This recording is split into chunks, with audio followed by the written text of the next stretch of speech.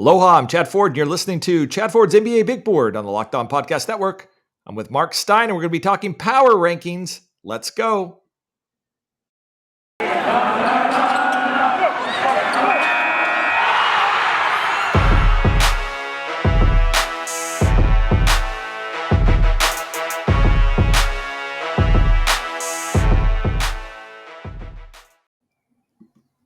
I'm Chad Ford with Chad Ford's NBA Big Board. I'm with Marc Stein, author of a new newsletter, marcstein.substack.com.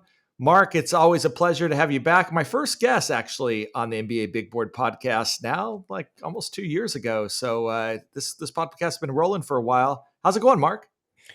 All good, man. Just continually impressed by the graphics and video accoutrements that you get to unveil on me every time I come on. You got something new. So whoever's doing that for you, they're hooking you up. Well, you guessed correctly that it wasn't me. I got to love the folks at the Locked On Network for increasingly making this look cooler as well. Marc, you've got a new newsletter, marcstein.substack.com. I'm also on Substack at NBABigBoard.com. How's the newsletter business going? It's great, man. It's been a lot of fun. And one thing that people have been asking, are we going to see rankings? Are we going to see rankings? You're going to bring back the committee of one. So, a big thing when you're doing a newsletter, this is a community, listen to the people. And so last week I did, and it's funny because this is really inside baseball stuff that people won't know, but both you and I are edited by our former longtime ESPN colleague, Royce Webb, who worked with both of us for years and years and years and is now doing Substack editing. And Royce knows how particular and really flat, in reality, how stubborn I am. So he said, look, I know you like to usually do rankings. You like to wait till closer to training camp.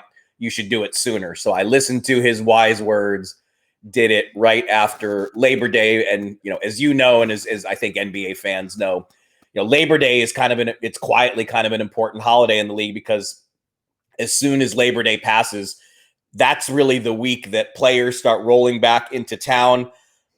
Not everyone, but many players start going back to their home markets. Gyms start filling up, team practice facilities start filling up with guys trying to get a jump on training camp. So I thought it was a good day to come out with my training camp edition of the rankings. And I was rusty because over the last few years at the New York Times, I only did rankings like once or twice a year. So I got to get back in my rankings groove. But it was I think I wrote 3,000 something words. So it was no limits in the newsletter world. Well, for our listeners, you can go over to marcstein.substack.com, give us your email. Those power rankings are free, I believe. They are as well. And so you can also subscribe to Marc's stuff and his newsletter, $5 a month, $50 a year, absolutely worth it. And I don't do power rankings. I've never did power rankings before, but I used to do something back in the day called Tank Rank, and actually started in the 2014 draft. And that was sort of ranking the teams that were most likely to get the number one pick in the draft. So I would go the opposite direction of Marc. If you're 30 on Marc's list, that's good news in my power rankings. And we brought that back race for the lottery pick, partly because I don't actually think any teams are just outright tanking this year. There's definitely rebuilding teams that are rebuilding around their youth, but no one who's like sitting star players. Well, maybe after the news of John Wall sitting for the Rockets that came out the other day, maybe that's not totally true as well. And so I did 10 teams in reverse order. And so I had to bone up a little bit on the other 20 teams in the league, but I think I've got my rankings. We'll compare them now. We'll start at the top because I actually think you and I have the same team at number one. So go ahead and unveil on the podcast here, Marc, who's your number one ranked team for the 2021-22 NBA season? Yeah, look, I'm keeping the Bucks on top, and I think that keeps both of us then in the minority. I mean, if you listen to Vegas, they certainly think we're wrong, and the Nets have already been anointed the betting favorite to win it all. But look, when I did the rankings at ESPN for 15 years, so it kind of evolved, and it's all made up. It's all just my little rules and regulations that are I jokingly call myself the committee of one, and I'm big on tradition and consistency, and but these are all just kind of at my whim. And one of my whims that I've always said is the defending champs start on top, no matter what happened. Now, I think there was one year way back in the day where the Lakers completely overhauled their team. Certainly Dallas, after they won their title in 2011, did not bring everyone back. So sometimes it doesn't work exactly. But to me, the Bucks deserve to be there. They broke through. We hammered this team for multiple years about not being able to get it done. Giannis can't win it all. Whether it was the Nets injuries, Durant's shoe being too big, whatever you want to say, they did get it done. They won it all. They answered their critics. And for me, they deserve to start the season at number one. We'll see how long they stay there, but they deserve that respect. Look, I have no rules because I don't do power rankings. It's complete whim on my part, and you'll see from some of my rankings that dramatically depart from yours. I'm just spitballing here, in part because of maybe some of my biases that I have. But look, I'm kind of with you on the exact same reason for the Milwaukee Bucks. They did it. They got to the end. You can say what you want about the Nets, but injury issues are always something that you're going to have to look on an older team. Same with the Lakers and some of these other teams that are going to be competing. I mean, certainly that can happen to Milwaukee, but this is a younger team that seems like they might be able to be more durable. And Giannis is just, in my opinion, just what he did in the finals, I think took his game to another level. And I think that confidence that he and Chris Middleton can have, Drew Holiday can have now coming back, I also think that plays a factor as well. I know for some teams, winning a title can loom large over you psychologically, but I think in the case of Milwaukee, I think it's going to give them, I think that psychological thing was already looming over this team because of past mistakes. And now I think they can play a little freer. A lot of people are curious to see what winning a title will do for their psyche. I mean, they are going to, I totally agree with you. They will come in to this season with much more confidence and a huge burden lifted. And look, I think we've even seen with Drew Holiday, just his, the way he played in the finals, the impact he ended up having, and then he carried it on to the Olympic stage.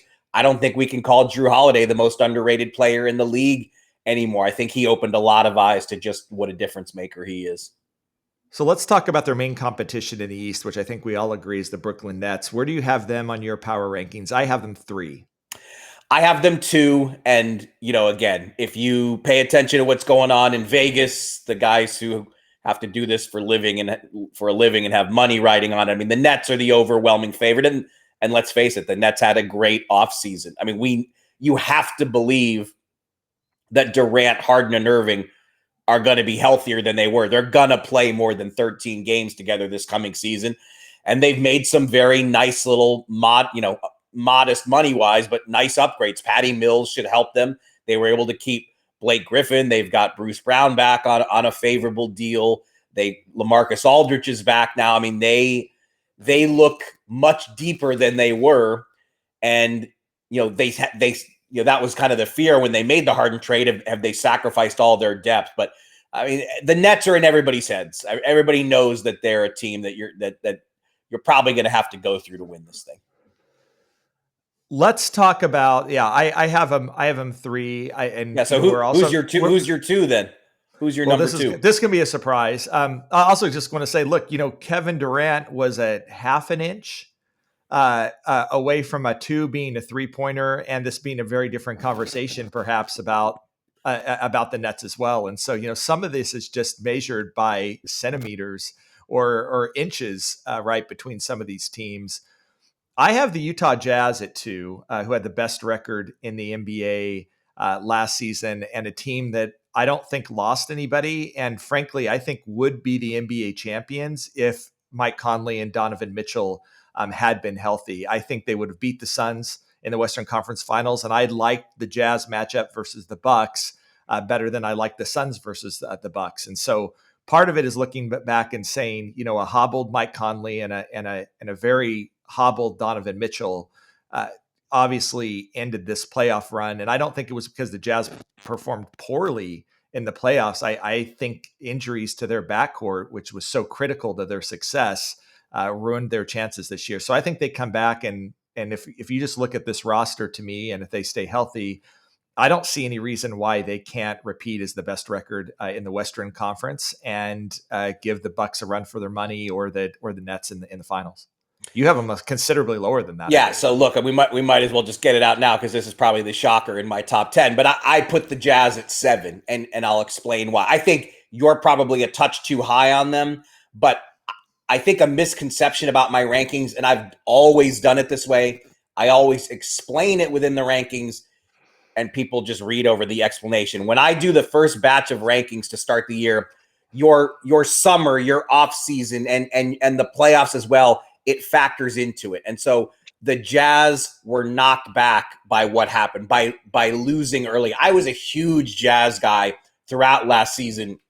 I think I was one of the loudest advocates saying they should have all 3 of those guys in the All-Star game: Mitchell, Gobert, and Conley. And they eventually did when Conley was brought in as an injury replacement. But the playoff loss was a huge setback, injuries or not. And they weren't able to improve the team in any huge way. They did keep Conley, and they have made some moves around the edges. We'll see if like bringing in Rudy Gay is, how much of a boost that really is. But me putting them at 7 was more a reflection of they are now in the exact same position Milwaukee was at the start of last season. Nobody wants to hear about their regular season achievements, what kind of record they post, how many All-Stars they have, all the individual honors that these guys are winning. Gobert, 17-time Defensive Player of the Year. Jordan Clarkson now reigning 6. Nobody wants to hear any of that anymore. The Jazz know they will be judged on the playoffs. So I dropped them to 7. Again, not based on how good of a team they are, but just kind of this difficult position they're in as a franchise now. And frankly, how much pressure is on a lot of these guys. They've all, Conley got his new deal this past summer. Mitchell and Gobert have the big contract extensions. There's a new owner, front office overhaul. There's just a lot going on in Utah.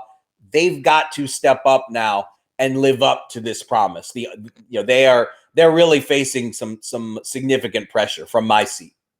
Well, that is definitely one thing that I probably should have taken more into account. One thing for sure is that there's a front office overhaul here that on a traditionally extremely stable franchise as far as front offices go, relationship with coach and owner, has been really thrown into chaos. Just my sources in Utah say that just everything is up in the air right now.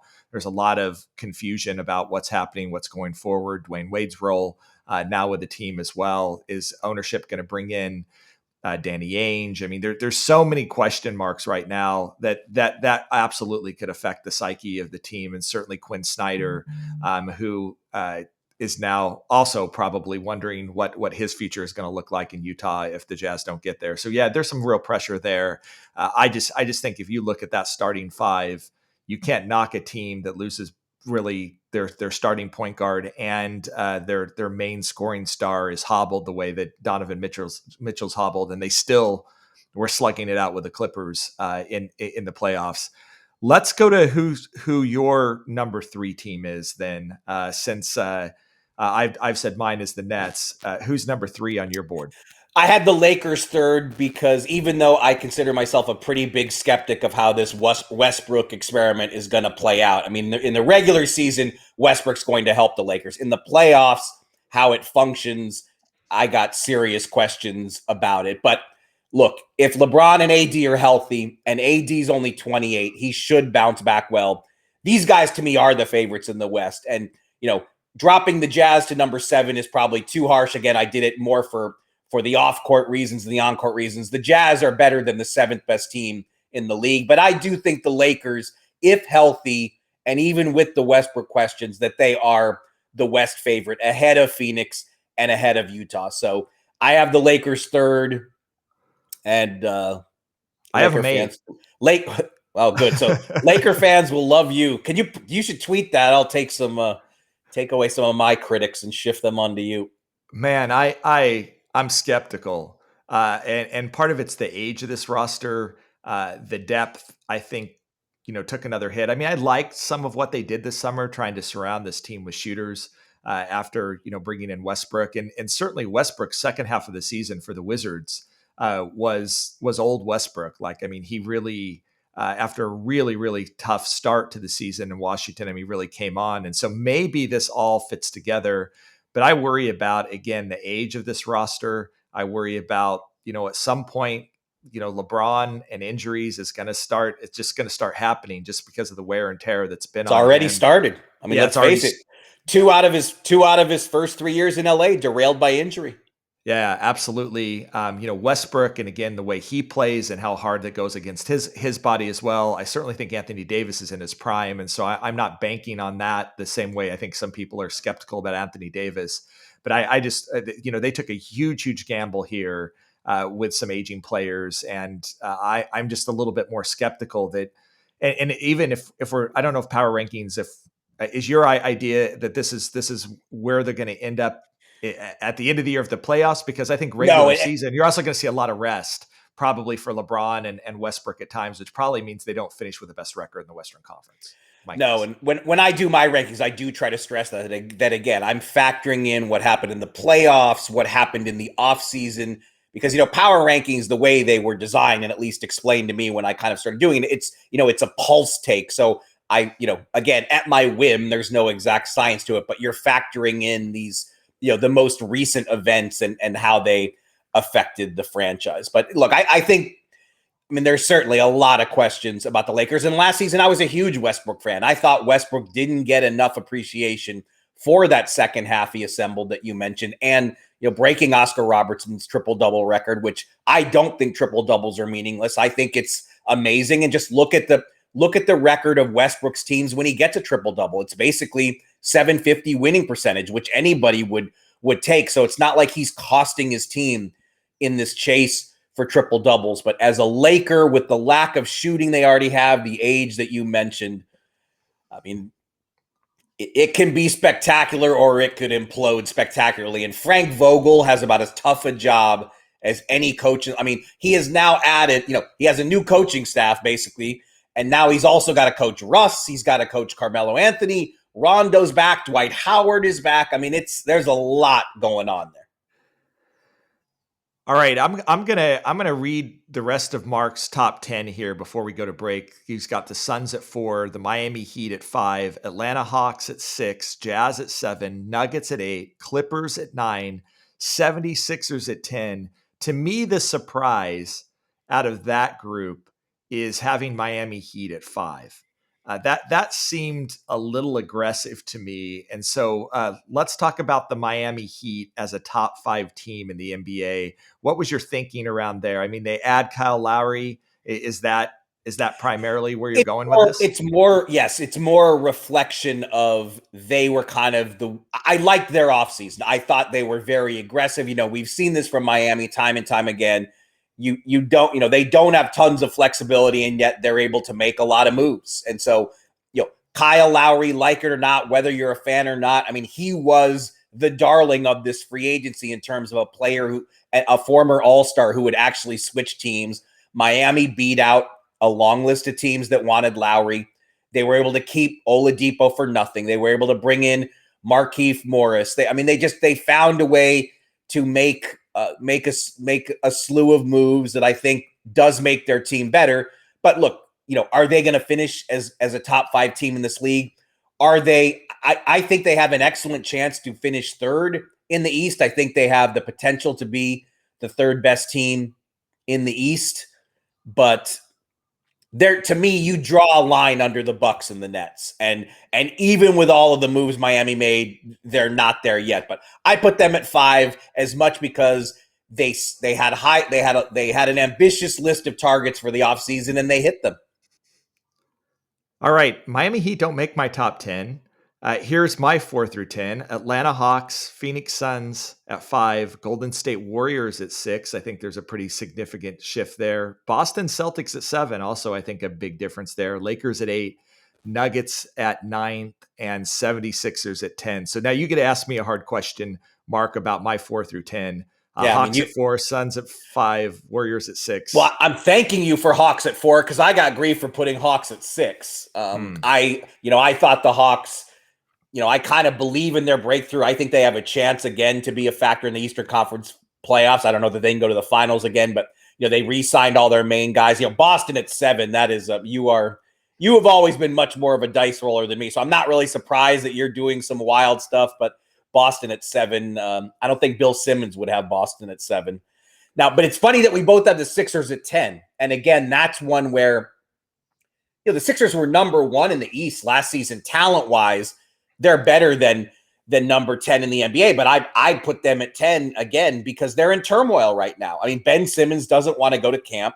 They don't have a trade for Simmons, and they're starting the season with a cloud and tension and awkwardness. So that's why I dropped them to 10. I mean, they're kind of a mess right now, and we're going to have to see how this thing plays out. The teams that are registering interest in Ben Simmons are not teams that the Sixers want to engage with. And so, they're going to have a very, it's going to be here soon.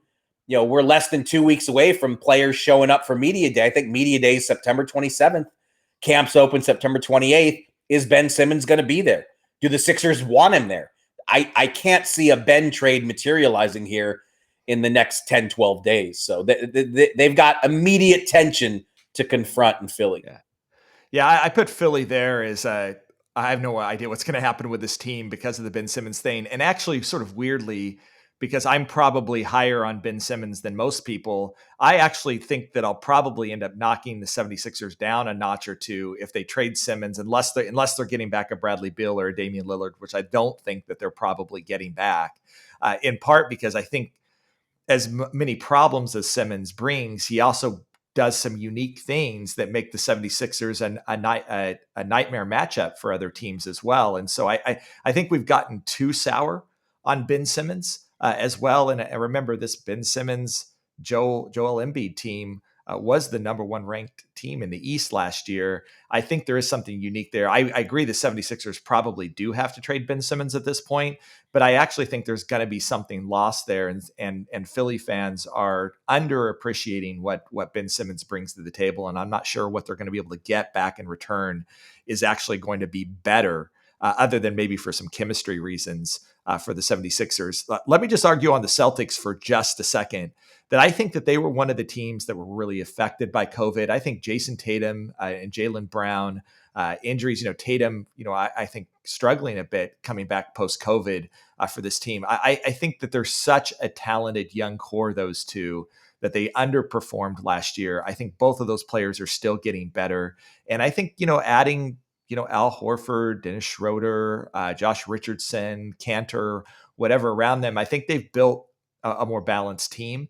And I think this team's going to bounce back. I absolutely do. And same with Golden State Warriors. I know Klay Thompson, we won't know for sure when exactly he's going to be back and how he's going to look. But I think when they get back, I think this team is going to roll and that they're going to look better than some of the other teams that we have ranked higher right now. All right, look, that's 1 through 10. We're going to go back through 11 through 20 in our next segment. Before I do so, I want to talk about DirecTV Stream. Does this sound familiar? You've got one device, lets you catch a game live. Another lets you stream your favorite shows. You're watching sports highlights on your phone. And you got your neighbor's best friend log in for the good stuff. Well, I want to tell you about a simple way to get all the entertainment you love without the hassle. A great way to finally get your TV together. It's called DirecTV Stream. And it brings together your live TV and on-demand favorites together like never before. You can watch your favorite sports, movies, and shows all in one place. That means no more juggling remotes. No need to buy another device ever again. And the best part, there's no annual contract. Get rid of the clutter and the confusion and get your TV together with DirecTV Stream. I'm actually a subscriber to DirecTV Stream. It's a great service, and you can learn more at directtv.com. That's directtv.com. Compatible devices required. Content varies by package. Also, a podcast wouldn't be a podcast, the NBA Big Board podcast, without talking about Built Bar and their delicious flavors. There's something for everyone. When you talk to Built Bar fan, they're definitely passionate about their faves. You don't know the Built Bar flavors? Well, you're missing out. Coconut, cherry barcia, raspberry, mint brownie, double chocolate, salted caramel, strawberry, orange, cookies and cream, German chocolate. My favorite is coconut. Tastes like a Mounds bar. These are absolutely delicious. They're gooey. They're not chalky at all. They're not dry. Not only they taste great, they taste like a candy bar, but they're actually really good for you. They're 17, 18 grams of protein, calories ranging from 130 to 180 calories, only 4 to 5 grams of sugar, only 4 to 5 grams of net carbs. Order today and get that grasshopper cookie or raspberry or whatever you like Built Bar is also the official protein bar of the U.S. track and field team. That's actually cool. Go to BuiltBar.com and use promo code LOCK15, and you'll get 15% off your first order. Use promo code LOCK15 for 15% off at BuiltBar.com. All right, I'm back with Marc Stein, author of a new newsletter, markstein.substack.com. Just released his training camp edition of the Power Rankings last week. I just released my race to the lottery, the teams that I think are going to be the worst teams in the NBA, but also have the best chance of winning the 2022 NBA draft lottery right now. Mark and I have gone through our top 10. We have several disagreements in our top 10. So I'm going to start at 11 for you, Mark. And who do you have as your 11th ranked team for the 2021-22 season? I better look it up since I can't do it by memory. It's getting old is terrible. Man, it's the New York Knicks. I'll give it away for you. My memory used to be one of my strengths. It's a disaster. Yeah, so I had the Knicks at 11.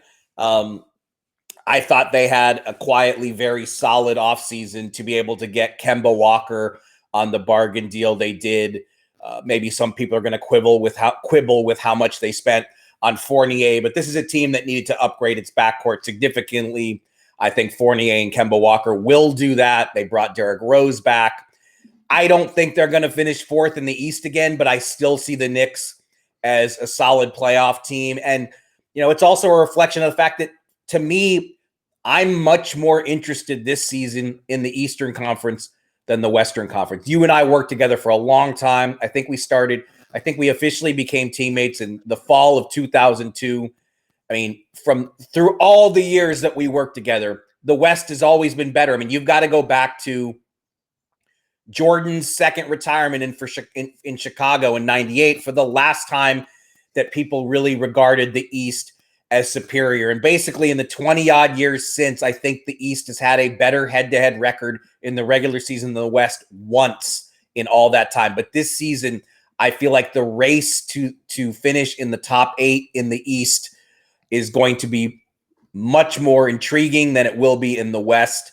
And, I just think the Knicks, with the season they assembled last season, as disappointing as the playoffs were to go out in the fashion they did against Atlanta, I just think the Knicks did make progress this offseason with the moves they made. And, they've still got flexibility to do significant things in the future. So the Knicks, to me, had them ahead of the likes of the Warriors, who you have in the top 10, and the Mavericks, two of the stronger teams in the West top 8. Yeah, I didn't quite have them there. I had them at 15, but I'll also argue that I think there's a pretty big scrum. I agree with you. I think the Eastern Conference is better than it's been historically. And yeah, like you said, maybe ever since you and I both started working at ESPN. Obviously, we know the West continues to be deep, especially really the West might be like 13 teams deep, which is pretty crazy as well. Yeah, I was going to say, did you have 10 teams in your bottom to top rankings? Because there aren't 10 bad teams this coming season. I don't kind of like 5 actually. Is really kind of where it's at, and then all the rest of those teams are actually playing to win, but obviously not all of them can even get into the play-in tournament.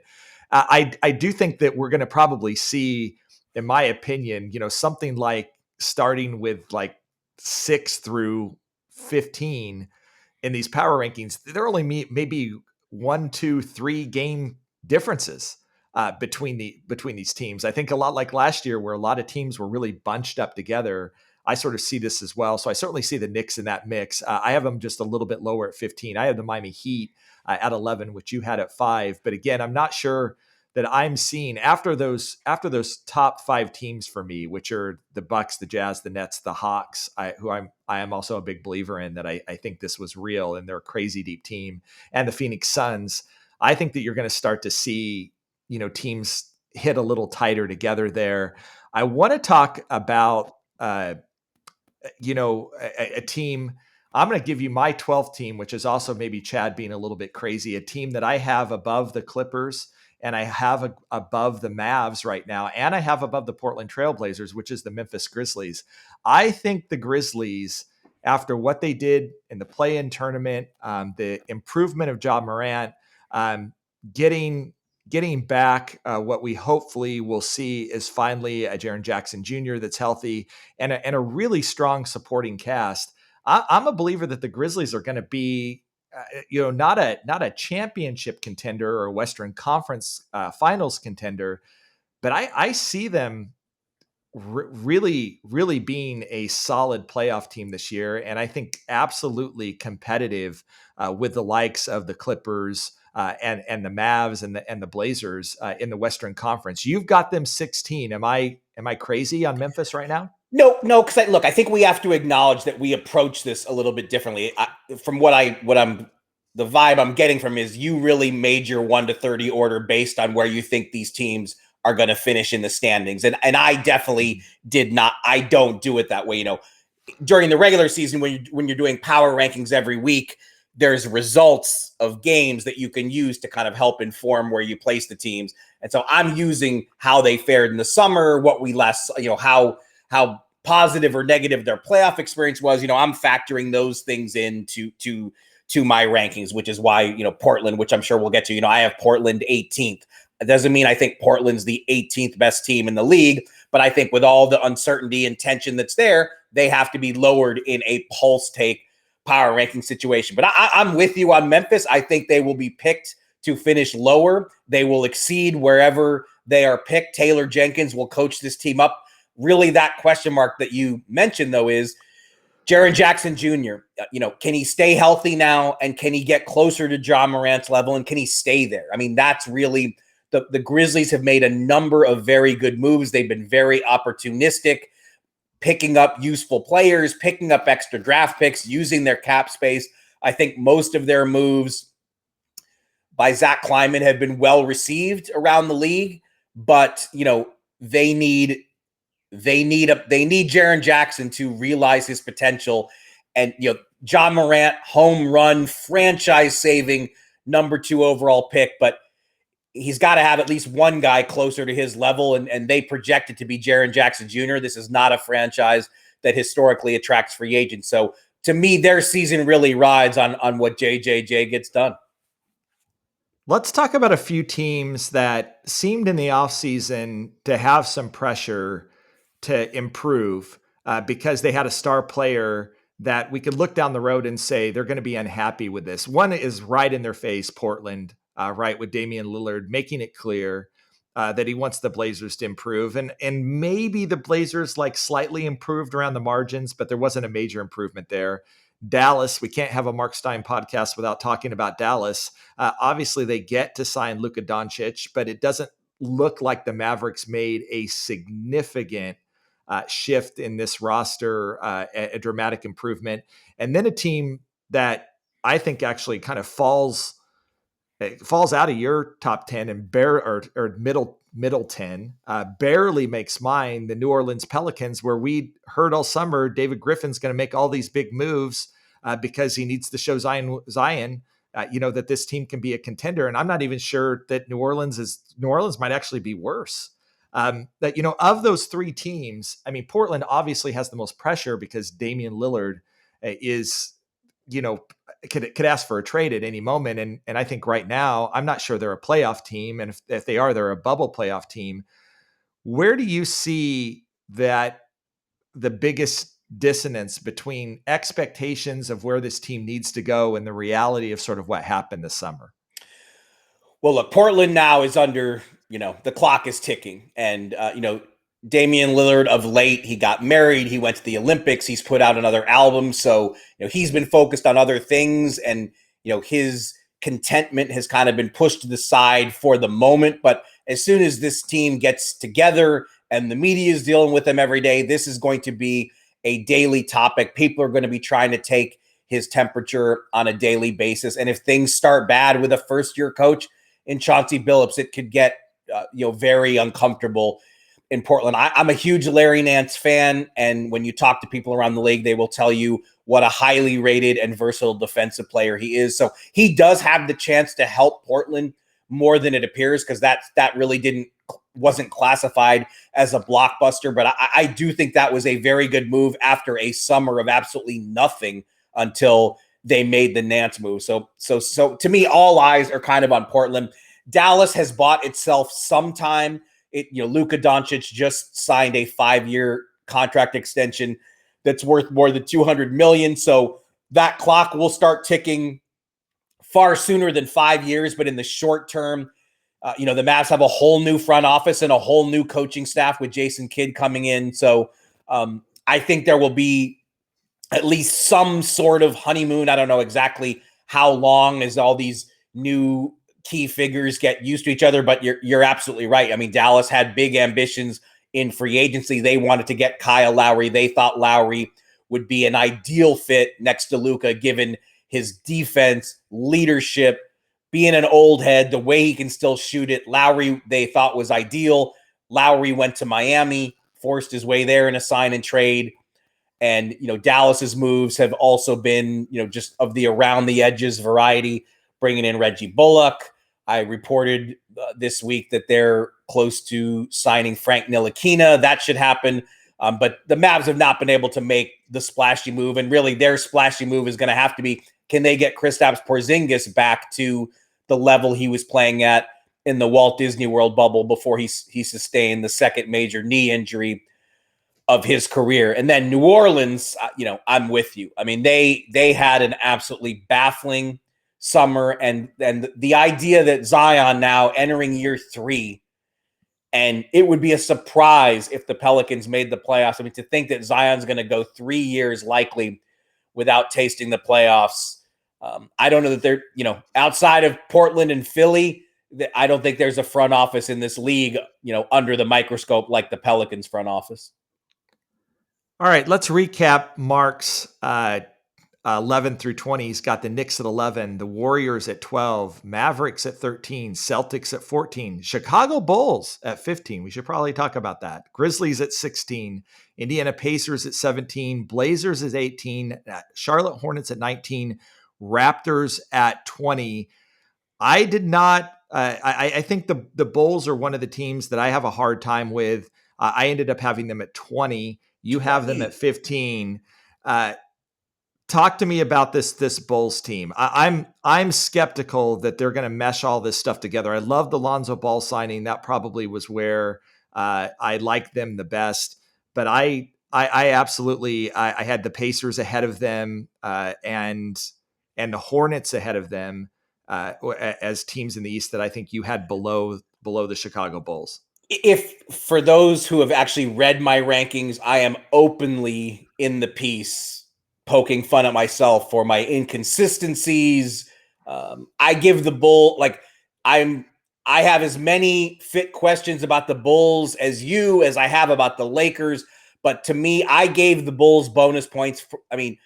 In all our years together, how many times did we chase Bulls trade chatter that went nowhere? I mean, this team has for years and years and years been known for inaction, indecisiveness. And this summer they went all in, and we can certainly question, did they go all in on the right guys? How are DeRozan and Levine going to play well together? I mean, I think Caruso was a good addition. Like you said, Lonzo Ball, he's a point guard, but not a high usage guy. So you would think he and Levine can mesh. But how does DeRozan work there? They've spent they made the Vucevic trade in March. They've spent all this money. They're locked into these guys. But my kind of, again, being a committee of one, I can do irrational things that I don't really have to defend.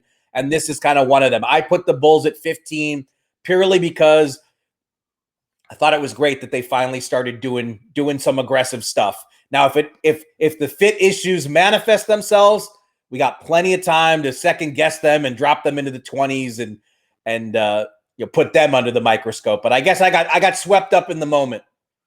Well, I really liked your reaction when I said the Bulls were at 20. I think you almost spit out water there for a minute. Look, I think that's a very reasonable take on the Bulls, that they were very aggressive, really since the trade deadline, at the trade deadline and through the summer. They've been very aggressive remaking this team. I look at it and think that they remade the team into a perennial 8th to 10th seed team. And the DeRozan contract, to me, I think is also souring so much of this. Like, it was one of the most massive overpays that that I can think of. And it's amazing. He had no market to get anywhere close to that from what he got from the Bulls. So it's truly that is puzzling. No question. And look, if you're right, and if my Bulls optimism is quickly washed away, I mean, it's not going to be easy to make fixes because they've got some contracts that are not going to be easy to move. And that's I think, and then some of it's betting that the Zach LaVine that we saw last year is going to consistently be that Zach LaVine, and he's going to mess with all these people. I mean, I just have so many questions about this Bulls team, but that was the thing. I mean, going all in on DeRozan, I get it if you're the Brooklyn Nets and he's the final piece that you think is going to put you over the top for a championship and you overpay because, hey, we're going to be a championship contender. But to do that and lock yourself into a perennial 8th to 10th seed or 7th to 10th seed in the Eastern Conference, that just makes it all the worse for me. And so some of that I also think is sort of my bias against the long-term future of the Bulls. And maybe I should say the Bulls are going to be better than the Hornets, or maybe they're going to be better than the Pacers next season. But I think they're actually kind of comparable. I think they're sort of bunched together, and that's the sort of group that the Bulls are going to be hanging out with in the Eastern Conference next year, the Pacers and the Hornets of the world. But I certainly, if you want to think about futures, I like Charlotte's future. Certainly better than I like Chicago's. Here was my 11 through 20. Miami Heat 11, Grizzlies at 12, Clippers at 13, Dallas at 14, Knicks at 15, Pacers at 16, Blazers at 17, Hornets at 18, Pelicans at 19. I'm a little bit more bullish than you, but don't read too much into that. I'm not that bullish on them. And the Bulls at 20, and frankly, Pelicans at 19, just because of what a believer I am in Zion as a force of nature that just single-handedly might be able to help this team. I did not like what they did this summer. Of these teams that are left that we just sort of talked about here, let's just quickly end this section with Charlotte, who I'm intrigued with this Charlotte team. LaMelo Ball obviously being the guy that you think now coming back in his sophomore season with a year under his belt could take it to the next level. I actually really like their draft as well. James Bouknight I thought was a steal where they got him. They got more athletic on this team, and they did some things, to try to address that front court position. And, Mason Plumlee might be somebody who's going to be helpful there. Where do you see Charlotte? Well, they certainly got more watchable on draft night. And I think we're all like, it's just become old hat now to say that, they're the league pass darlings. They're such a fun team to watch. And LaMelo has more passing targets now based on what they did in the draft. But to me, I have the concerns I have about Charlotte. They just got drubbed in the play-in game. And maybe I'm putting too much stock into one game, but that was a big deal for them to get to the play-in game. And they had a very nice season. They hung, they lost LaMelo late. Hayward had injuries throughout, but they still hung in there, kept themselves in play-in range, and then just got steamrollered by an Indiana team that was in turmoil. So again, was it just a one-night thing? I know the Hornets feel it was a long season. It was a bad night. A lot of things just went wrong on that one occasion. But that was concerning to me, and I'm eager to see how they bounce back from that. And then the other thing was we've been hearing for ages now that they really want to upgrade at center. And so were they going to make a trade for Miles Turner? Were they going to make a free agent run at Rashawn Holmes? Is it Kai Jones that they drafted? Forgive me. I'm not trying to. No, good. Kai Jones isn't going to help them this year. Kai Jones is a project. He's interesting, but he's a project. So they brought in Plumlee and a young center who needs to be developed. So that's not the splashy moves it's not the bankable upgrade at that position that we knew. So, they're a very watchable squad, but I just want to see if they can take another step. All right. He's Marc Stein. When we come back, we'll talk about teams that are going to be fighting for lottery balls. You're listening to Chad Ford's NBA Big Board on the Locked On Podcast Network. And this episode is brought to you by Rock Auto. With the ever-increasing numbers of makes and models, it's now impossible for your local chain auto parts store to stock all the parts you need. Why endure often pointless or seemingly intimidating questioning and wait while the person behind the counter orders the parts on their computer, choosing the only brand their warehouse happens to carry? You have computers and access to rockauto.com at home and in your pocket. Save time and money when using Rock Auto. Why choose to spend 30, 50, even 100% more for the same parts from a chain store or car dealership? Rock Auto is a family business serving do-it-yourselfers for over 20 years. They have everything you could need: brake parts, tail lamps, motor oil, and even new carpet. Go to rockauto.com right now. See all the parts available for your car or truck. Right, Locked On in their How Did You Hear About Us box so they know we sent you. Amazing selection, reliably low prices, all the parts your car will ever need. rockauto.com. And I'm back with Marc Stein. He's got a new newsletter, markstein.substack.com. Go over there, give him your email address. A lot of his stuff is free. He's got a Tuesday column every Tuesday that's free. You can subscribe for $5 a month, $50 a year, and get access to all of the stuff that Marc writes. It's fantastic stuff. Marc Stein is a Hall of Fame legend. And I certainly appreciate all the stuff that he's doing. You can also go over to my Substack at NBABigBoard.com and subscribe and get all the latest on the 2022 NBA draft, as well as following the rookies and sophomores from the 2021 and 2020 NBA draft. We're doing power rankings. And now we're getting into my world, Marc, which is that I tend to, because I'm a draft guy, and have more interest in many ways in who is going to be in contention for the number one pick in the draft. So we're going to reverse the order here, Marc. And I'm going to ask you the question based off your power rankings. Who do you think is going to be the worst team in the NBA this season? Well, look, I mean, I think Oklahoma City has made it clear that they're still playing the long, very long game. So, I mean, if we're looking at teams that, are not trying to make the playoffs, as we mentioned before, I think there's really only 4 or 5, even your Minnesotas, your Sacramento's. Sacramento, I mean, I can't believe that 15 straight years out of the playoffs. That's really hard to do in the NBA. Cleveland, I think they're probably trying harder to win than they're not. So, how many teams are really, Houston is certainly starting over and going young, as we just saw this week with the news that John Wall is basically not going to play. Orlando is another team that development is the focus, and Oklahoma City certainly with how crazy young they are and all the draft picks they have stockpiled for the future. So there's not that many candidates. I guess one question I have for you is: are people? Sorry, my TV just came on here accidentally. Are people as excited about the 2022 draft as they were about this draft? No, I don't think so. In part because I'm not sure there's that tier one guy that we saw in Cade Cunningham and Evan Mobley, and certainly Jalen Green and Jalen Suggs. I think that there's a very strong group of college freshmen. Jaden Hardy, who's going to be the sort of Jalen Green in the G League this year, and Yannick Nosa, who plays for Real Madrid, who is one of the most talented young players playing in Europe that we've really seen since Luka Doncic, and that he's getting significant minutes even as a 17-year-old in the best league in Europe. And that just doesn't happen every day. It's like Ricky Rubio, Luka Doncic territory about the sort of production that he's put in as a 7-footer. And frankly, interestingly, he's not on anybody's board, even in the NBA, as the number one guy in this draft. I don't think there's a clear number one guy, which also, maybe Chet Holmgren is, who's going to play for Gonzaga this year, is maybe the guy that a lot of people are putting their most eggs in.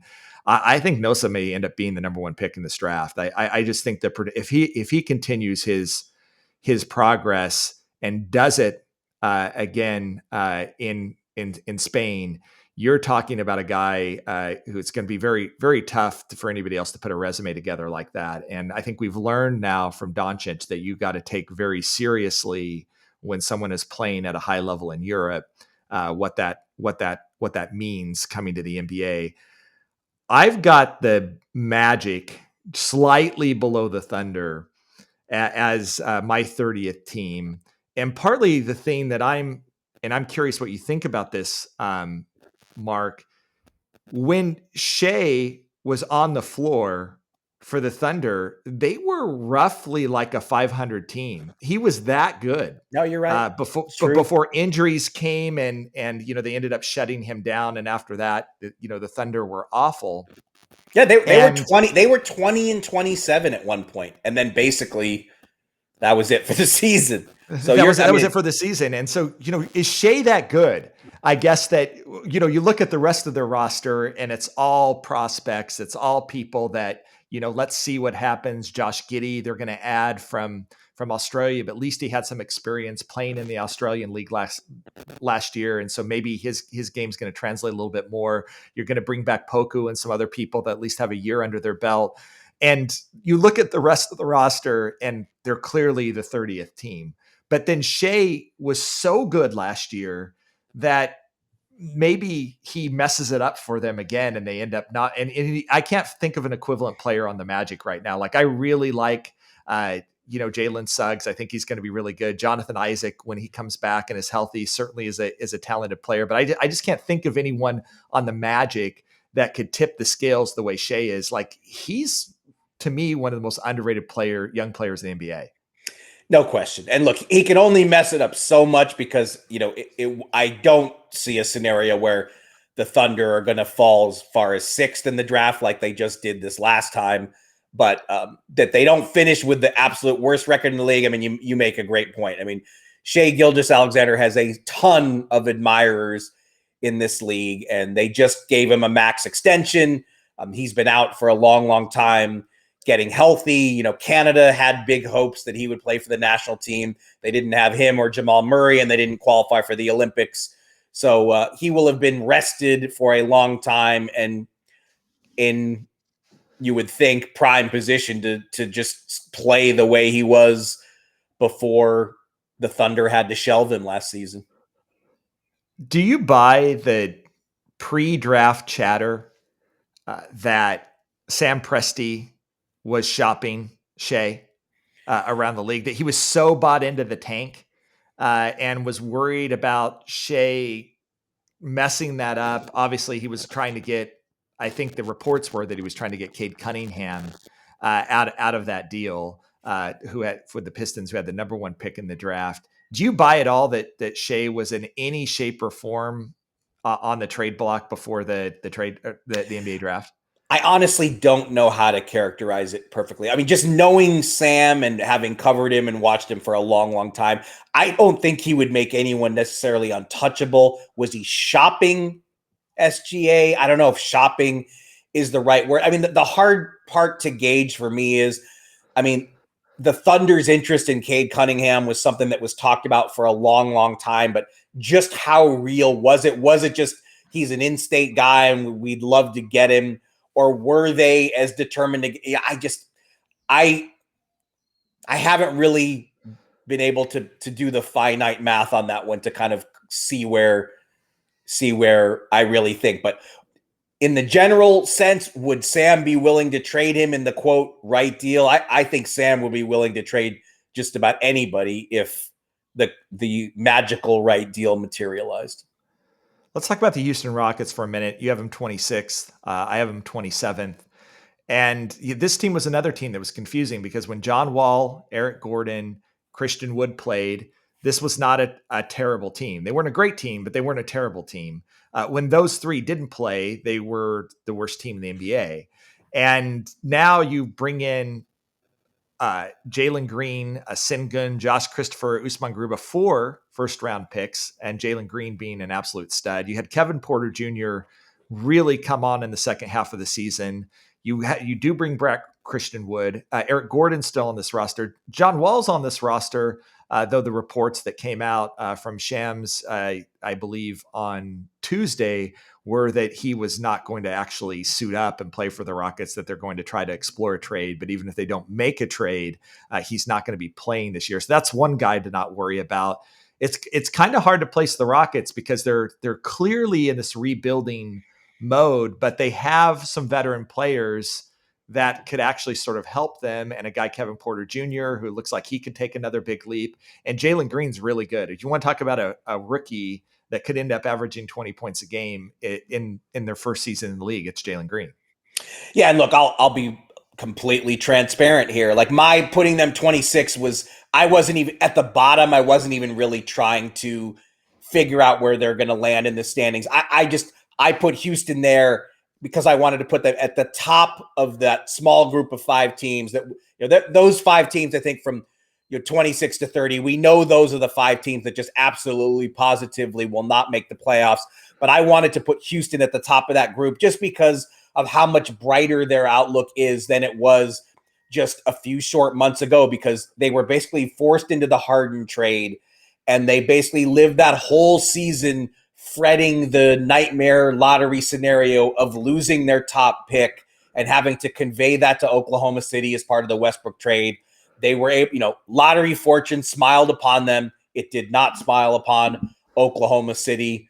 And Houston was able to keep that pick. You get Jalen Green. And now, as you mentioned, they've got all these young guys. John Lucas is there as a development specialist. I just think John's going to mesh great with all of these young players. Steven Silas is a coach, I think, who he will embrace the opportunity to work with these young guys and give them a lot of freedom offensively. So I just think the vibe in Houston is so much better. They're going to have a rough year. They're going to be a bottom 5 team, but the vibe is they're so much better off than I thought they were going to be at this point, because look, they could have traded Harden to Philly. They didn't want Ben Simmons, and right now they look like they made the right decision by not making the Simmons deal. And I was one of those guys all last year saying they should have taken Simmons. They should have taken the real franchise player. We're not even sure anymore if Ben Simmons is a franchise player. So the Rockets have a lot of reason to feel good about that. But the overall deal they did with Brooklyn, did they get enough for James Harden? I still don't think so. I think you would still struggle to find many people around the league who do think they got enough for James Harden. So given the cloud that was over this team throughout the season, where they are now with these young guys, I think they have to feel pretty good about things. And that's why I had them as high as I could realistically put them. Yeah, I'm actually pretty bullish on the Rockets. Certainly not this season, but I think the way their rebuilding is going, I feel pretty good about the direction that's going. And again, you can quibble about whether they got enough for Harden or whatever, but overall, I'm confident in how this team is rebuilding, and some of these other teams that are rebuilding, I'm much less confident in what their core is. They've amassed going forward. They've amassed so much young talent just in the short term with just all these first round picks they got this year, and having Kevin Porter Jr. and Kenyon Martin Jr. They're having those guys there. They've got another one. They've got so much young talent that now, if those Nets picks don't pan out the way they hoped, and if the Nets stay good and those continue to be lower first round picks, they might be okay because they've got so much young talent there already. Yeah.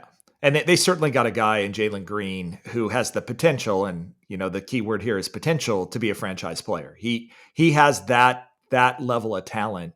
And that's obviously what you always go for in this rebuild, right? Can I land a franchise level talent? And they got that guy in year one. And some teams, struggle to get that. And you think about Philly and tanking, and it took them a while to find that guy. Let's go through your power rankings 21 through 30. You got Washington Wizards at 21, Sacramento Kings at 22, New Orleans Pelicans at 23, the Spurs at 24, Timberwolves at 25, Rockets at 26, Pistons at 27, Cavs at 28, Magic 29, Thunder at 30. You and I both have the Wizards in the same place, which I think may surprise some people. Washington makes the playoffs last year. What is going on with the Wizards this year? I mean, this was a really hard team for me to get my arms around. They trade Russell Westbrook, who was the big reason I think that they were able to push for that playoff push at the end. They bring back Spencer Dinwiddie. They get Kentavious Caldwell-Pope, Kyle Kuzma, Montrezl Harrell, Bradley Beal's entering into a potential final contract year. I just don't know what to make of this Wizards team and what they're going to be this year. And if they're as bad as you and I are kind of thinking they might be, does this lead to inevitably the Bradley Beal trade somewhere at the trade deadline? Well, here's the thing. I basically had the Wizards at the top of my bottom 10 as a reward for what was a very good offseason for them. I mean, the Beal question still looms. Beal becomes eligible for a contract extension in early October. And until the Wizards can get him to resign, there's going to be discomfort in the air in the nation's capital and unease, because obviously Beal's future, so much of where this team is going is tied to whatever Bradley Beal decides. Is he going to stay for the long term, or is he ultimately going to force them to trade him? But putting them 21 for me was really mostly just a reward for, as electric as Westbrook was in the second half of the season. And you can go back and read the stories I wrote in the New York Times. I was really into the triple-double chase and the drive to get the Wizards in the playoffs after everything they endured COVID-wise in the first half of the season. But, the Wizards have created so much more financial flexibility for themselves to trade John Wall and Westbrook in successive seasons, and now you'll get that burdensome contract off their payroll, bring in some good young players. They got Dinwiddie at a very good contract. I think their long-term future, they're in a much better place than they were. Again, so much of it still hinges on Beal, but that's why I had them 21. It was really a reward for getting themselves in a good place cap-wise, probably faster than a lot of people anticipated. I don't think around the league, people would have been very confident in Washington's chances of trading Westbrook so fast after trading for him.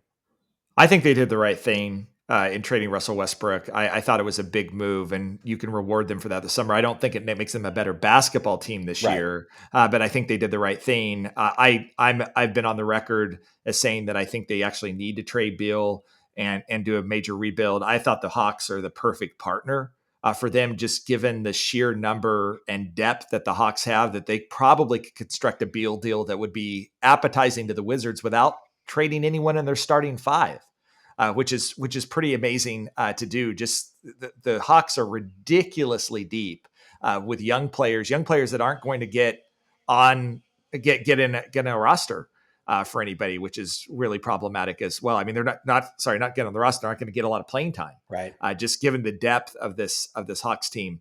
Here's my 21 through 30: Washington Wizards 21, Raptors 22, Timberwolves 23, Kings 24th, Spurs 25th, Cavs 26th, Rockets 27th, Pistons 28th, Thunder 29th, Magic 30th. And to echo Mark's point, Cavs, Rockets, Pistons, Thunder, Magic are clearly the rebuilding teams here that I don't think we feel like really have any chance at the playoffs.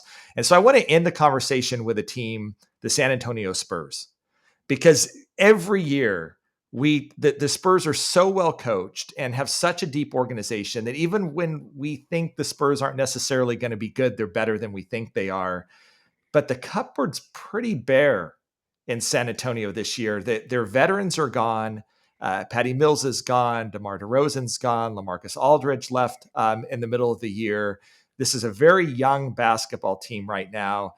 Is it possible? One, I think it's very plausible that the Spurs are going to have their highest draft position since Tim Duncan in 1997. That's a pretty amazing accomplishment, that they're probably going to be drafting with the highest draft position since Tim Duncan in 1997. And as you pointed out, Pop is 26 wins away from the league's all-time record. Can this Spurs team get 26 wins this season? Yes, I think it's a question mark. No, and I think Vegas agrees with you, but I certainly don't. For the first thing you said, Pop will coach these guys up, and he'll get them to 35. If they only have 26, 27 win talent, he'll get him to 35 wins. I still believe in Greg Popovich as a coach that much, and he took a lot of heat for what he did and didn't do with the Olympic team. But getting young, unheralded guys to come together and function as a collective more impressively than they look as individuals on paper, I always bank on the Spurs to do that. So he will get his 26 wins. I mean, the Spurs, as you know, they would love to get in the Ben Simmons sweepstakes. I don't think they have enough to, somebody would have to really fall in love with some of their young guards for any kind of multi-team Simmons scenario to materialize for San Antonio. But yeah, I mean, beyond Pop's chase for the record, this is going to be a very weird year in San Antonio. And, Pop turned 73 in January. I know he likes coaching young players better than outsiders thought he does enjoy it, even after all those years where it was 50-win teams and championship contention. He does love the teaching aspect of it more probably than people think. But how much longer is he going to do this? Coaching a team for draft position is not his thing. That's certainly not. It's never been his thing, and I can't imagine it's something that he finds super palatable when he's in his 70s. It's a brutal Western Conference. I think 26 wins looks about right for me. With this team, just given the competition that they're going to play in night out in the Western Conference right now, I am a believer in this franchise and Pop, but he's going to have his biggest task ahead of him in a really, really long time.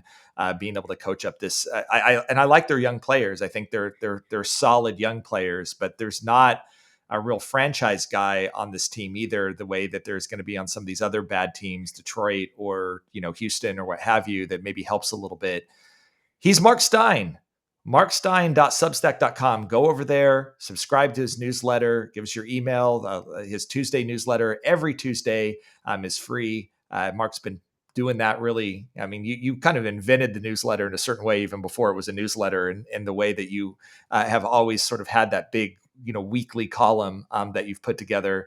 Mark's stuff's just incredible. I've loved working with him all these years. Loved having you on the podcast. Really fun for us to be guessing about the 2021-2022 season. People seem to get quite angry at times with this sort of prognostication and guessing. So feel free to go into the comments right now and bash Marc Stein and I. Make sure you subscribe to the podcast wherever you listen to podcasts, YouTube, Spotify, what have you. And also make sure you check out my newsletter at Substack at NBABigBoard.com, where we'll be covering the 2022 NBA draft as well as the 2021-2020 rookies and sophomores as well. You've been listening to Chad Ford's NBA Big Board on the Locked On Podcast Network. Aloha.